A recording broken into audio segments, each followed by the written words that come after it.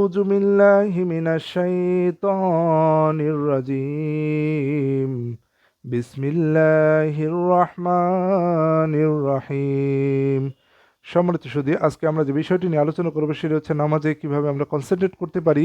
আর আমাদের নামাজে কনসেন্ট্রেশন করার সময়, মনোযোগ দেওয়ার সময়, মনোযোগী হওয়ার সময় কি কি বিষয় আমাদেরকে সালাত থেকে, সালাতের এই মনোযোগ থেকে কি কি বিষয় আমাদেরকে ডাইভার্ট করে, আমাদেরকে এই মনোযোগকে ছিন্ন করে দেয়, সেই কারা কারা সেই মনোযোগ ছিন্নকারী, কারা আমাদের সালাতে বিঘ্ন ঘটায় মনোযোগে, সেই বিঘ্নকারীদেরকে আমরা চিহ্নিত করব এবং কোন কোন রাস্তায় তারা আমাদের সালাতে বিঘ্ন ঘটায় সেই বিষয়টি আমরা দেখব। আর আপনারা জানেন, যেহেতু আমরা বিগত একটি এপিসোডে কিভাবে সালাতে মনোযোগী হতে হয়, সালাতে কিভাবে মনোযোগ দিতে হয় সেই বিষয়ে আমরা আলোচনা করেছি, যেটা আমরা ডিসক্রিপশন দিয়ে রাখবো। ডিসক্রিপশন বক্সে আপনারা দেখে নেবেন যে আমরা কিভাবে সালাতে মনোযোগী হতে পারি, সালাতে কিভাবে কনসেন্ট্রেট হতে পারি, খুশু পেতে পারি, সেই বিষয়ে আপনারা সেই এপিসোডে দেখে নেবেন। আর সেই এপিসোডে আমরা দেখিয়েছি যে সালাতে যে বিষয়টি আমাদের প্রধান লক্ষ্য, সেটি হচ্ছে সালাতে কিছু শব্দ সমষ্টি আমরা নিজেরা উচ্চারণ করি অথবা ইমাম সাহেবের শব্দ উচ্চারণ করে।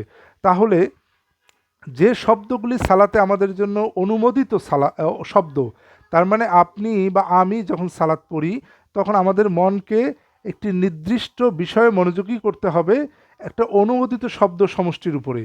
শব্দ সমষ্টিতে মনোযোগী হওয়া এটা খুবই স্বাভাবিক কাজ, সাধারণ কাজ।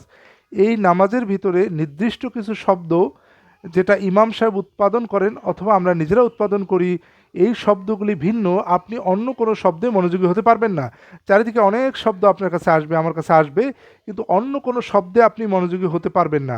তাহলে আমাদের প্রধান লক্ষ্য হচ্ছে সেই শব্দগুলি কি কি। যেমন ইমাম সাহেব তেলাওয়াত করবেন অথবা আপনি নিজে তেলাওয়াত করবেন, অথবা ইমাম সাহেব তাকবীর পড়বেন আপনি তাকবীর পড়বেন, অথবা তাসবিহ, তাহলিল, অথবা জিকির, অথবা আল্লাহ তাআলার কাছে দোয়া চাইবেন। এই শব্দগুলি ছাড়া, এই অনুমোদিত শব্দগুলি ছাড়া আপনি অন্য কোনো শব্দ সালাতে করতে পারবেন না। তাহলে এই অনুমোদিত শব্দগুলিতে আপনাকে মনোযোগী হতে হবে। তাহলে এই মনোযোগী হওয়ার ক্ষেত্রে কি কি আপনাকে বিরত রাখতে পারে, আপনার মনোযোগে বিঘ্ন ঘটাতে পারে, আসুন আমরা সেই বিষয়টির দিকে চলে যাব। প্রথমেই চলে যাব যে আমাদের প্রধান লক্ষ্যটা আমরা চিনে নিলাম, যে সালাতে অনুমোদিত শব্দগুলির দিকে, আয়াতের দিকে, তাকবীরের দিকে, জিকিরের দিকে অথবা দোয়ার দিকে নিজেকে নিমগ্ন রাখা। এই নিমগ্নতা থেকে আমাকে কে সরাতে পারে, কিভাবে সরাতে পারে, আর তাদেরকে আমরা এখন চিনে নেব। চলুন চলে যাব সূরা ইউসুফ 12 নম্বর সূরা 53 নম্বর আয়াতে। এখানে আল্লাহ তাআলা বলছেন, ওয়ামা উবাররিউ নাফসি ইন্নান নাফসা লাআম্মারাতুম বিসসুই ইল্লা মা রাহিমা রাব্বি ইন্না রাব্বি গফুরুর রহিম। আর আমি আমার নফসকে পবিত্র মনে করি না, নিশ্চয়ই নফস মন্দ কাজে নির্দেশ দিয়ে থাকে, আর আমার রব যাকে দয়া করেছেন সে ছাড়া নিশ্চয়ই আমার রব ক্ষমাশীল পরম দয়ালু। তাহলে এখানে আল্লাহ তাআলা বলছেন অমা উবার রিউ নফসি, আর নিশ্চয়ই আমি নিজেকে নির্দোষ মনে করি না, ইন্নান নাফসালা আম্মারাতুম বিসসুই, নিশ্চয়ই নফস মন্দ কাজের দিকে ধাবিত হয়। তাহলে নফস কি? আমার নফস, আমার যেটাকে নফসকে আমরা সোল বলে থাকি অনেক সময়, কারণ নফসকে আমরা সোল বলি। প্রত্যেক নফস মৃত্যুর স্বাদ গ্রহণ করবে।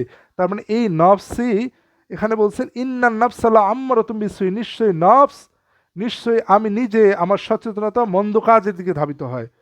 ইল্লা মা রহিমা রব্বি, কিন্তু আমার প্রতিপালকের রহমত ছাড়া।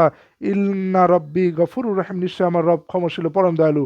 তাহলে আমরা সালাতে মনোযোগ বিঘ্ন ঘটানোর জন্য যে প্রথম এবং প্রধান একজনকে পেয়ে গেলাম, সে আমি নিজে। আমার নফস, আমার সোল, আমার আত্মা, সে নিজে আমাকে কি করে? আমাকে ডিস্ট্রাক্ট ঘটায়, আমার বিঘ্নতা ঘটিয়ে দেয় এই মনোযোগ থেকে। তাহলে আমরা একজন বিঘ্ন ঘটানো একজনকে পেয়ে গেলাম, যিনি আমাদের সালাতে বিঘ্ন ঘটায়, সে কে? আমি নিজে। আসুন আমরা সর্বশেষ সূরা, সূরা নাসে চলে যাব, 114 নম্বর সূরা। সেখানে আল্লাহ তাআলা বলছেন, কুল আউযু বিরাব্বিন নাস মালিকিন নাস ইলাহিন নাস মিন শাররিল ওয়াসওয়াসিল খান্নাস আল্লাযী ইউওয়াসওয়িসু ফি সুদুরিন নাস মিনাল জিন্নাতি ওয়ান নাস। এখানে আল্লাহ তাআলা বলতেছেন, বলো আমি আশ্রয় চাই মানুষের রবের নিকটে, মানুষের অধিপতির নিকটে, মানুষের ইলাহের নিকটে, কুমন্ত্রণাদাতার অনিষ্ট থেকে, যে দ্রুত আত্মগোপন করে, যে মানুষের মনে কুমন্ত্রণা দেয় জিন হতে ও মানুষ হতে। তাহলে চলুন এখানে আবার আমরা তেলাওয়াত করি।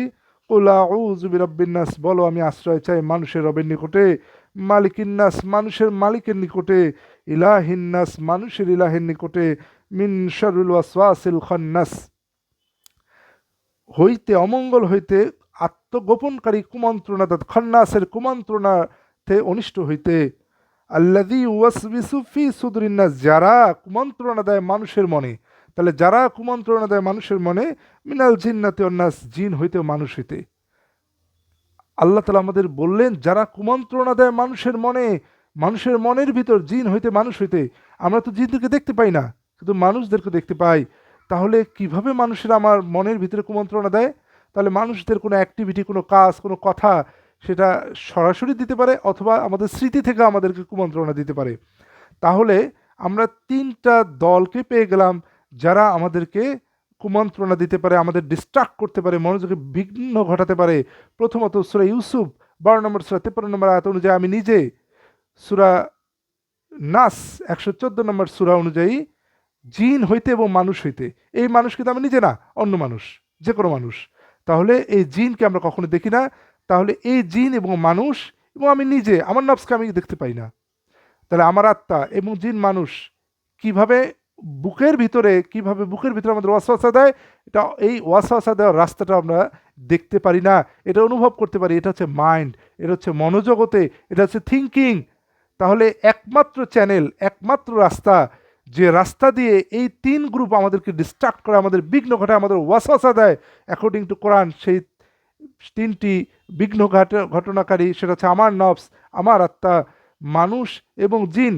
সে একটি মাত্র রাস্তা, সেই রাস্তাটা হচ্ছে মন, সেই রাস্তাটা হচ্ছে থিঙ্কিং, সেটা আমার চিন্তা ভাবনা, যেটা আমি মাইন্ড, মাথা দিয়ে, যেটা মনের গভীর থেকে যেটা আসে। সুতরাং যখন আমরা সালাতে দাঁড়াবো, সালাতে আমাদের মেইন লক্ষ্য, মেইন উদ্দেশ্য হচ্ছে, সালাতে আমরা যেটা তেলাওয়াত করছি, আমরা যেটা দোয়া করতেছি, আমরা যেটা তাসবিহ বলতেছি, আল্লাহ তাআলার অনুমোদিত যে শব্দগুলি উচ্চারণ করছি আমরা অথবা ইমাম সাহেবের পক্ষ থেকে, এই শব্দগুলি ছাড়া, এই শব্দগুলি থেকে আমার মনকে দেব। তাহলে এই মনকে ডিস্ট্রাক্ট করার রাস্তাটা হচ্ছে সেই মাইন্ড বা মানসিকভাবে বা চিন্তা ভাবনা বা ইমাজিনেশন, কল্পনা দিয়ে। তাহলে সালাতে যখন দাঁড়াবো, সমস্ত কল্পনা বন্ধ করে দেন, সমস্ত চিন্তা ভাবনা বন্ধ করে দেন, সমস্ত থিঙ্কিং, সমস্ত চিন্তা, সমস্ত কল্পনা, সব কিছু স্টপ করে দিয়ে শুধুমাত্র সালাতের এই অল্প সময়টুকু আমরা আমাদের কানে শোনা শব্দগুলি খুব করে খেয়াল করবেন। অত্যন্ত সহজ বিষয়। কানে যে শব্দটা আসে, কোন শব্দটা, অন্য সকল শব্দের দিকে মনোযোগ দেবো না। হ্যাঁ, অনেক কিছু শব্দ, ফ্যানের শব্দ আসতে পারে, গাড়ির শব্দ আসতে পারে, টিভির সাউন্ড আসতে পারে, অন্য কেউ চিৎকার করছে, কত ধরনের পৃথিবীতে সাউন্ড আছে। সমস্ত সাউন্ডকে পাশ কাটিয়ে আমরা তো মনোযোগ দিতেই পারি। কোন দিকে দেব? আমাদের টার্গেটই হচ্ছে সালাতে মনোযোগ দিব। সেটা হচ্ছে ইমাম সাহেব যা তেলাওয়াত করবে অথবা তাকবীর দেবে, আমরা যা তাকবীর, তেলাওয়াত এবং দোয়া যেগুলো তৈরি করব পারমিটেড, অনুমোদিত শব্দগুলির দিকে, তাহলে অবশ্যই অবশ্যই আমরা সেই সালাত, আল্লাহ তাআলা যে সালাতের দিকে আমাদের আহ্বান করেছেন, নিমগ্ন সালাতে পৌঁছে যাব আলহামদুলিল্লাহ। তাহলে সম্মানিত সুধী, আমরা পেয়ে গেলাম ডিস্ট্রাক্টর বা বিঘ্ন ঘটনাকারী তিনটা গ্রুপকে। একজন আমি নিজে, একটা হচ্ছে শয়তান বা জিন, এবং অন্য মানুষ। তা তিন গ্রুপে আমাদের ওয়াসওয়াসা দেয় সালাতের ভিতরে, অন্য সময় দেয়, তবে সালাতের ভিতরে ওয়াসওয়াসা দেয় আমাদের মনোজগতে, থিঙ্কিং দিয়ে, মাইন্ড দিয়ে বা চিন্তা ভাবনা দিয়ে, কল্পনা দিয়ে। তাহলে সালাতে আমরা একটা কাজ করব, সমস্ত কল্পনাকে আউট করে দেব, সমস্ত চিন্তা ভাবনাকে দূর করে দেব। আর আমরা মনোযোগী হব শুধুমাত্র সাউন্ডটা, যে সাউন্ড আমাদের কানে আসে, পারমিটেড সাউন্ড, সেটা হচ্ছে আইদার ইমাম অথবা আপনি নিজে যেটা প্রডিউস করেন, যেটা উৎপন্ন করেন। আশা করি আপনারা বুঝতে পেরেছেন। আল্লাহ আমাদেরকে সামর্থ্য দান করুক। আমিন।